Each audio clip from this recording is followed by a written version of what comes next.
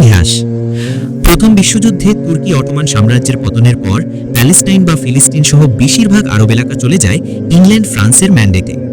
1917 সালের 2রা November British পররাষ্ট্রমন্ত্রী Arthur James Balfour ইহুদিবাদীদেরকে লেখা এক পত্রে ফিলিস্তিনি ভূখণ্ডে একটি ইহুদি রাষ্ট্র প্রতিষ্ঠার প্রতিশ্রুতি ঘোষণা করেন। বেলফোর ঘোষণার মাধ্যমে প্যালেস্টাইন এলাকায় ইহুদিদের আলাদা রাষ্ট্রের সম্ভাবনা উজ্জ্বল হয় এবং বিপুল সংখ্যক ইহুদি ইউরোপ থেকে প্যালেস্টাইনে এসে বসতি স্থাপন করতে থাকে।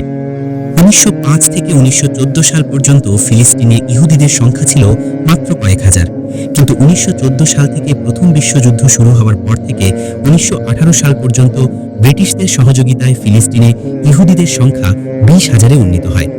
এরপর প্রকাশ্যে ফিলিস্তিনে ইহুদি অভিবাসীদের ধরে এনে জড়ো করা শুরু হলে 1919 থেকে 1923 সাল নাগাদ ফিলিস্তিনে ইহুদিদের সংখ্যা 35,000-এ পৌঁছে যায়।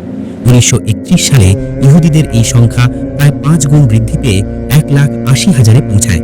এভাবে ফিলিস্তিনে ইহুদি অভিবাসীর সংখ্যা উল্লেখযোগ্য হারে বাড়তে থাকে এবং 1948 সালে সেখানে ইহুদিদের সংখ্যা 6 লাখে উন্নীত হয়। 1918 সালে ব্রিটেনের সহযোগিতায় গুপ্ত ইহুদি বাহিনী হাগানাহ গঠিত হয়। এই বাহিনী ইহুদিবাদীদের অবৈধ রাষ্ট্র তৈরির কাজে গুরুত্বপূর্ণ ভূমিকা পালন করে। প্রথমে ফিলিস্তিনি জনগণের বিরুদ্ধে ইহুদিবাদীদের সহায়তা করা হাগানাহ বাহিনীর দায়িত্ব হলেও পরবর্তীকালে তারা সংঘবদ্ধ সন্ত্রাসী বাহিনীতে পরিণত হয়। ফিলিস্তিনি জনগণের বাড়িঘর ও ক্ষেতখামার দখল করে তাদেরকে ফিলিস্তিন থেকে বিতাড়িত করা এবং বাজার ও রাস্তাঘাট সহ জনসমাবেশ স্থলে বোমা বিস্ফোরণ ঘটিয়ে ফিলিস্তিনিদের মধ্যে আতঙ্ক সৃষ্টি করে তাদের বিতাড়নের কাজ ত্বরান্বিত করা ছিল হাগানাহ বাহিনীর কাজ। দ্বিতীয় বিশ্বযুদ্ধের পর 1947 সালে জাতিসংঘের সাধারণ পরিষদে ফিলিস্তিনি ভূখণ্ডকে দ্বিখণ্ডিত করা সংক্রান্ত 181 নম্বর প্রস্তাব গৃহীত হয়। জাতিসংঘ ফিলিস্তিনকে দ্বিখণ্ডিত করার প্রস্তাব পাশ করে নিজেদের মাতৃভূমির মাত্র 45% ফিলিস্তিনিদের এবং বাকি 55% ভূমি ইহুদিবাদীদের হাতে ছেড়ে দেওয়ার সিদ্ধান্ত নেয়। এভাবে 1948 সালের 14 মে ইসরায়েল স্বাধীনতা ঘোষণা করে। আর বর্তমানে সে আমেরিকার মদদে একের পর এক অত্যাচার চালিয়ে যাচ্ছে, কিন্তু জায়নাবাদীরা তা দেখেও না দেখার ভান করছে। ধিক বিশ্ব সম্প্রদায়, ধিক। ইসরায়েলের পারমাণবিক অবস্থা। 60-এর দশকে দেশটি পারমাণবিক বোমার অধিকারী হয়। সে বছর মিশর সহ আরব দেশগুলোর সঙ্গে ইসরায়েলের সর্বাত্মক যুদ্ধ বেঁধে যায়। যুদ্ধের শুরুতেই ইসরায়েলের নেগেভ মরুভূমিতে পারমাণবিক প্রকল্প গুড়িয়ে দেওয়ার পরিকল্পনা ছিল মিশরীয় বাহিনীর, কিন্তু প্রেসিডেন্ট কর্নেল জামাল আব্দুল নাসের পরিকল্পনাটি বাতিল করে দেন। ভেবেছিলেন ইসরায়েল তখনও পারমাণবিক বোমা বানাতে পারেনি, তাই নেগেভ মরুভূমিতে দিমোনা প্রকল্প গুড়িয়ে দেওয়া হবে অর্থহীন। কিন্তু তিনি জানতেন না যে ইতোমধ্যে ইসরায়েল 2টি পারমাণবিক বোমা বানিয়ে ফেলেছে এবং বোমা 2টি নিক্ষেপের জন্য প্রস্তুত করে রেখেছে। 1973 সালে তৃতীয় আরব ইসরায়েল যুদ্ধেও মধ্যপ্রাচ্যের মুসলিম দেশগুলো বিজয়ী হতে পারেনি। এ যুদ্ধেও ইসরায়েলের বিজয়ের মূলে ছিল দেশটির পারমাণবিক অস্ত্র। যুদ্ধে ব্যবহারের জন্য ইসরায়েল 13টি পারমাণবিক অস্ত্র প্রস্তুত করে রেখেছিল। প্রতিটি বোমার ক্ষমতা ছিল দ্বিতীয় বিশ্বযুদ্ধে জাপানের হিরোশিমায় নিক্ষিপ্ত আণবিক বোমার সমান। যুদ্ধে মিশরীয় বাহিনী সিনাই এবং সিরীয় বাহিনী গোলান রণাঙ্গনে ইসরায়েলি প্রতিরক্ষা ব্যূহ বার্লেভ লাইন তছনছ করে দিয়ে বন্যার মতো ধেয়ে আসতে থাকলে প্রধানমন্ত্রী মিসেস গোল্ডা মায়ার পারমাণবিক বোমা ব্যবহারের অনুমোদন দেন। জন্ম থেকেই পরমাণু খায়েশ। জন্মের পর থেকেই ইসরায়েলি নেতৃবৃন্দ উপলব্ধি করতে পেরেছিলেন যে বৈরী আরব শক্তি পরিবেষ্টিত অবস্থায় পারমাণবিক অস্ত্রই হচ্ছে রাষ্ট্র হিসাবে ইসরায়েলের টিকে থাকার গ্যারান্টি। 1948 সালে ইসরায়েল রাষ্ট্রের প্রতিষ্ঠা লগ্ন থেকেই দেশটি পারমাণবিক অস্ত্র তৈরির প্রচেষ্টায় জড়িত হয়ে পড়ে। 30 ও 40-এর দশকে বহু মেধাবী ইহুদি বিজ্ঞানী ফিলিস্তিন ভূখণ্ডে অভিবাসী হিসাবে বসতি স্থাপন করেন। তাদের মধ্যে উল্লেখযোগ্য হলেন আর্নেস্ট ডেভিড বার্গম্যান। তিনিই হলেন ইসরায়েলের পারমাণবিক বোমার জনক।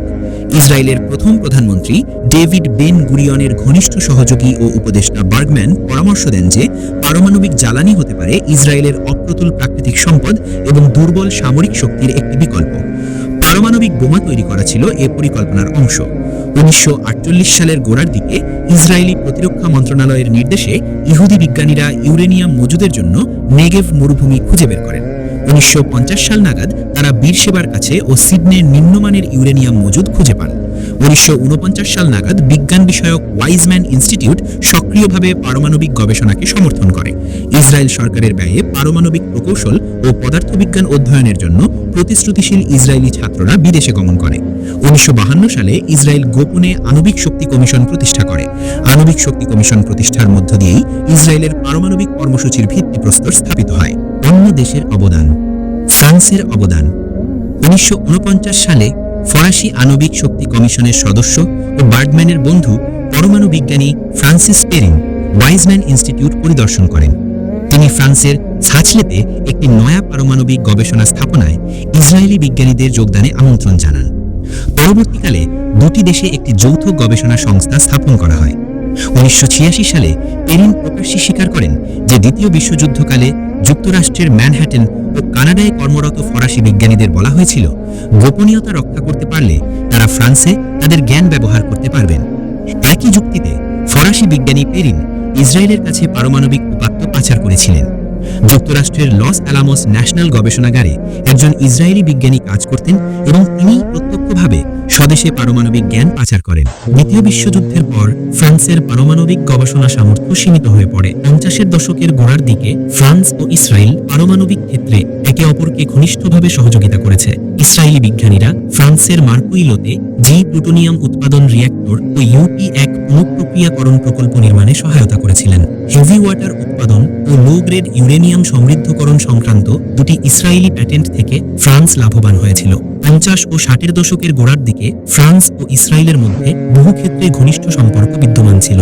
ইসরায়েলকে প্লুটোনিয়াম বিযুক্তকরণ প্রযুক্তি সহ EL-3 টাইপের 18 মেগাওয়াট শক্তি সম্পন্ন একটি ফরাসি গবেষণা রিঅ্যাক্টর সরবরাহে দুটি দেশের মধ্যে 1957 সালের অক্টোবরে চুক্তি হয়। পরে এই রিঅ্যাক্টরের ক্ষমতা আনুষ্ঠানিকভাবে 24 মেগাওয়াটে উন্নীত করার ঘোষণা দেওয়া হলেও প্রকৃতপক্ষে তার ক্ষমতা ছিল অনেক বেশি। 1986 সালে প্রকাশিত এক রিপোর্টে প্রকাশ পায় এই রিঅ্যাক্টরের ক্ষমতা ছিল 125 থেকে 150 মেগাওয়াট। শুধু প্লুটোনিয়াম উৎপাদনের জন্য এই রিঅ্যাক্টরের ক্ষমতা এতটুকু বাড়ানো হয়েছিল। কিভাবে রিঅ্যাক্টরের ক্ষমতা বাড়ানো হয়েছিল তা অজানাই থেকে যায়। আমেরিকার সহযোগিতায় 1961 সালে দিমোনা রিঅ্যাক্টর নিয়ে যুক্তরাষ্ট্র ও ইসরায়েলের সম্পর্কে টানাপোড়েন দেখা দেয়। যুক্তরাষ্ট্র পারমাণবিক অস্ত্র নির্মাণে ইসরায়েলের যুক্তি মেনে নেয়, তবে গোপনে চাপ প্রয়োগ অব্যাহত রাখে।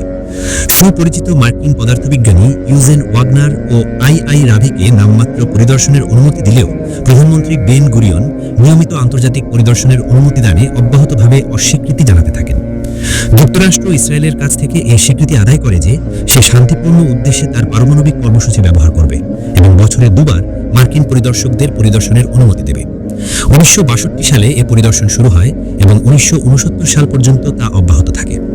মার্কিন পরিদর্শকরা ইসরায়েলের পারমাণবিক স্থাপনা শুধু বহির্ভাগই পরিদর্শন করেন, কিন্তু স্থাপনার ভূগর্ভস্থ অংশ পরিদর্শনের বাইরে থেকে যায়।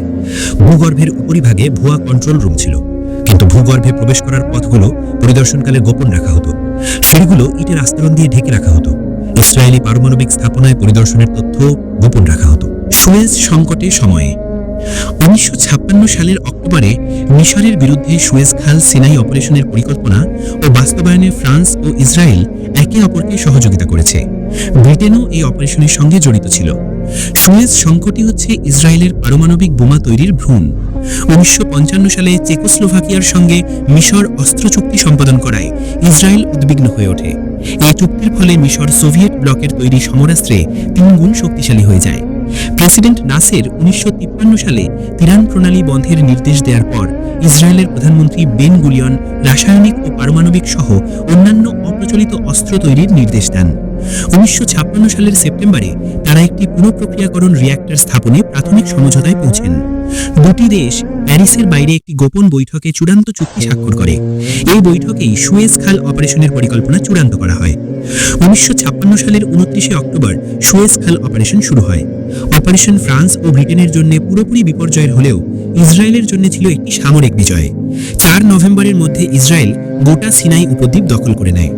6 নভেম্বর সাবেক সোভিয়েত ইউনিয়ন ও যুক্তরাষ্ট্রের তীব্র চাপের মুখে যুদ্ধবিরতি হয়। সোভিয়েত প্রধানমন্ত্রী বুলগানিন ও প্রেসিডেন্ট ক্রুশ্চেভ হুমকি দেন যে সিনাই থেকে সৈন্য প্রত্যাহার করা না হলে ইসরায়েলে পারমাণবিক হামলা চালানো হবে। সোভিয়েত হুমকিতে মর্মাহত হয় ফ্রান্স। ইসরায়েলের লুকোচুরি। আজ পর্যন্ত যতগুলো দেশ পারমাণবিক শক্তির অধিকারী হয়েছে তাদের প্রত্যেকেই পারমাণবিক পরীক্ষা চালিয়েছে, কিন্তু পারমাণবিক পরীক্ষা ছাড়া ইসরায়েল পরমাণু শক্তিধর হলো কিভাবে? প্রাথমিক পর্যায়ে ফ্রান্স ও ইসরায়েলের মধ্যে যে ধরনের পারমাণবিক সহযোগিতা ছিল তাতে পারমাণবিক ডিভাইস পরীক্ষা করার প্রয়োজন ছিল না। ফ্রান্স ও ইসরায়েলের মধ্যকার সহযোগিতামূলক সম্পর্ক ছিল মূলত প্লুটোনিয়ামের উন্নয়ন। তবে এই বাস্তবতা সত্ত্বেও ইসরায়েল বোমা নির্মাণ উপযোগী প্রচুর ইউরেনিয়াম মজুত করেছিল। ইউরেনিয়ামের সাহায্যে তৈরি পারমাণবিক বোমা পরীক্ষা করার প্রয়োজন নেই। একটি বিশ্বস্ত সূত্রের উদ্ধৃতি দিয়ে একজন বিশেষজ্ঞ বলেছেন, 1960 সালে ফ্রান্সের পরমাণু পরীক্ষার মাধ্যমে একটি নয়, দুটি পারমাণবিক শক্তির জন্ম হয়েছিল। একটি ছিল ফ্রান্স নিজে এবং আরেকটি ইসরায়েল। ফ্রান্সের পরমাণু পরীক্ষাকালে বেশ কয়েকজন ইসরায়েলি পর্যবেক্ষক ঘটনাস্থলে উপস্থিত ছিলেন। ফ্রান্স একসময় ইসরায়েলকে সহায়তা প্রদান বন্ধ করে দেয়। এরপর ইসরায়েল নিজের পথ নিজেই দেখে। যুক্তরাষ্ট্র, সোভিয়েত ইউনিয়ন, ব্রিটেন, ফ্রান্স ও চীন এই 5টি দেশের ইউরেনিয়াম সমৃদ্ধকরণ প্ল্যান্ট ছিল। যুক্তরাষ্ট্রের পেনসিলভেনিয়ার অ্যাপোলোতে ছিল nuclear materials and equipment corporation বা নুমেক নামে একটি ক্ষুদ্র জ্বালানি রড ফেব্রিকেশন প্ল্যান্ট। 1665 সালে মার্কিন সরকার এই কর্পোরেশনের সভাপতি ডক্টর জালম্যান শাপিরোকে অতি সমৃদ্ধ 200 পাউন্ড ইউরেনিয়াম খোয়া যাবার জন্য অভিযুক্ত করে। মার্কিন আণবিক শক্তি কমিশন, কেন্দ্রীয় গোয়েন্দা সংস্থা CIA, Federal Bureau of Investigation FBI ও অন্যান্য সরকারি সংস্থা ঘটনাটি তদন্ত করে, কিন্তু তদন্তে কি পাওয়া গেল তা কেউ প্রকাশ করেনি। অনেকেই বিশ্বাস করেন 1965 সালের কোনো এক সময় ইসরায়েল এই 200 পাউন্ডের সমৃদ্ধ ইউরেনিয়াম লাভ করেছিল। কোনো সূত্র জানিয়েছে মোসাদ এজেন্ট রাতি আইতান ও জোনাথান পোলার্ড এই সমৃদ্ধ ইউরেনিয়াম ইসরায়েলে পাচার করেছিলেন। অপারেশন প্লাম্বার্ট। 1967 সালে আরব ইসরায়েল যুদ্ধের পর ফ্রান্স ইসরায়েলকে ইউরেনিয়াম সরবরাহ বন্ধ করে দেয়। সাবেক ফরাসি উপনিবেশ গ্যাবন, নাইজার ও মধ্য আফ্রিকান প্রজাতন্ত্র থেকে এই ইউরেনিয়াম সরবরাহ পাঠানো হতো। নিগেবে ফসফেট খনি থেকে ইসরায়েল সামান্য পরিমাণ ইউরেনিয়াম সংগ্রহ করেছিল। আর্জেন্টিনা ও দক্ষিণ আফ্রিকা থেকেও ইউরেনিয়াম সংগ্রহ করা হয়। একটি গোপন অভিযানের মাধ্যমে ইসরায়েল ইয়েলো কেক হিসাবে পরিচিত ইউরেনিয়াম অক্সাইড সংগ্রহ করেছিল। একটি জার্মান কোম্পানি এবং ভূমধ্যসাগরে একটির পর একটি জাহাজ পরিবর্তনের মাধ্যমে তারা 200 টন ইয়েলো কেক সংগ্রহ করে। পাচারকারীরা 560 টন ওজনের তেলের ড্রামের গায়ে প্লাম্বার্ট শব্দটি এঁটে দেয়। প্লাম্বার্ট মানে সীসা, অর্থাৎ তেলের ড্রামে সীসা বহন করা হচ্ছে। জার্মান সরকার ইসরায়েলের কাছে ইউরেনিয়াম পাচারে সরাসরি জড়িত ছিল, কিন্তু সোভিয়েত ইউনিয়ন ও আরবদের বিরাগভাজন হওয়ার ভয়ে দেশটি একথা কখনো প্রকাশ করেনি। প্রেসিডেন্ট নাসেরের ভুল। 1967 সালে আরব ইসরায়েল যুদ্ধের আগে ও পরে মিশর সাবেক সোভিয়েত ইউনিয়নের কাছ থেকে পারমাণবিক বোমা লাভে ব্যর্থ প্রয়াস চালায়। সোভিয়েত ইউনিয়ন আশানুরূপ পারমাণবিক ছত্রছায়া না দেয়ায় প্রেসিডেন্ট নাসের ঘোষণা করেন মিশর তার নিজস্ব পারমাণবিক কর্মসূচি গ্রহণ করবে। 1965 ও 1966 সালে নাসেরের বাগাড়ম্বর এবং ডিমোনা প্ল্যান্টের উপর দিয়ে মিশরীয় বিমান উড্ডয়নে সৃষ্ট উত্তেজনার ফলে 1967 সালে আরব ইসরায়েল যুদ্ধ বেঁধে যায়। যুদ্ধের শুরুতে মিশরীয় বাহিনীর ডিমোনা প্রকল্পে হামলার একটি পরিকল্পনা ছিল, কিন্তু নাসের এ পরিকল্পনা বাতিল করে দেন। তার ধারণা ছিল যে ইসরায়েল 1968 সালের আগে পারমাণবিক বোমা বানাতে সক্ষম হবে না, কিন্তু তার ধারণা ছিল ভুল। ইসরায়েল 2টি পারমাণবিক বোমা তৈরি করার 10 দিন পর যুদ্ধে নামে। ভূখণ্ডগত দখল সংহত করার কোনো পরিকল্পনা যদি নাসেরের থেকে থাকত, তাহলে তিনি তা করতে পারতেন ইসরায়েলের হাতে পারমাণবিক অস্ত্র আসার আগে। ততক্ষণে নাসেরের 2 সপ্তাহ দেরি হয়ে গিয়েছিল। ইসরায়েলের পরমাণু ডক্ট্রিন। পারমাণবিক অস্ত্র তৈরি করে ইসরায়েল এই অস্ত্র ব্যবহারের একটি ডক্ট্রিন বা দিক নির্দেশনাও প্রণয়ন করে। এতে উল্লেখ করা হয়, আরবগণ ইসরায়েলের ঘন বসতিপূর্ণ এলাকা দখল করে নিলে অথবা ইসরায়েলের বিমান বাহিনী ধ্বংস করে দিলে কিংবা ইসরায়েলি শহরগুলোতে ব্যাপকভাবে রাসায়নিক ও জীবাণু হামলা চালালে কিংবা আরবরা পারমাণবিক অস্ত্র ব্যবহার করলে ইসরায়েল পাল্টা পারমাণবিক আঘাত হানবে। 1971 সালে Israel high speed electronic tube ট্রাইটন ক্রয় শুরু করে। 1980 সালে রিচার্ড স্মিথ নামে একজন আমেরিকান 810 ট্রাইটন ইসরায়েলে পাচার করেন। পাচার করতে গিয়ে তিনি ধরা পড়ে যান। তার বিচার প্রক্রিয়া শুরু হওয়ার আগে তিনি উধাও হয়ে যান এবং তেল আবিবে গিয়ে ওঠেন।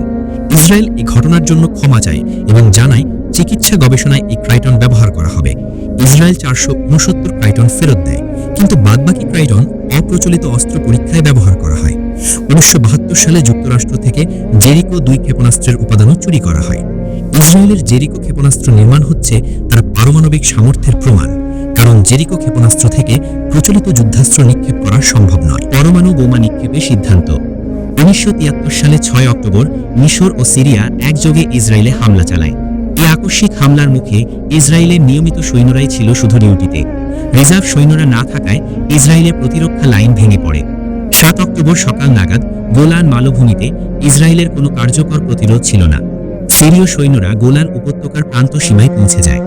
এই সংকট ইসরায়েলকে দ্বিতীয়বার পারমাণবিক সতর্কতার দিকে ঠেলে দেয়। আরবদের অগ্রাভিযানের মুখে ইসরায়েলি প্রতিরক্ষা মন্ত্রী জেনারেল মোশে দায়ান ইসরায়েল রাষ্ট্রের আসন্ন পতনের প্রতি ইঙ্গিত করে প্রধানমন্ত্রী গোল্ডা মায়ারকে সতর্ক করে দেন যে থার্ড টেম্পল অর্থাৎ ইসরায়েল রাষ্ট্র ধ্বংস হয়ে যাচ্ছে। ইসরায়েলিরা তাদের রাষ্ট্রকে যেমন টেম্পল বলে আখ্যায়িত করে, তেমনি তাদের পারমাণবিক বোমার সাংকেতিক নামও টেম্পল। 8 অক্টোবর রাতে প্রধানমন্ত্রী গোল্ডা মায়ার ও তার মন্ত্রিসভা পারমাণবিক বোমা ব্যবহারের সিদ্ধান্ত গ্রহণ করে। ইসরায়েল 20 কিলোটন ক্ষমতা সম্পন্ন 13টি পারমাণবিক বোমা সংযোজন করে। কোনো সূত্র বলছে ইসরায়েল যেসব বোমা প্রস্তুত করেছিল সেগুলো ছিল সমৃদ্ধ ইউরেনিয়াম বোমা।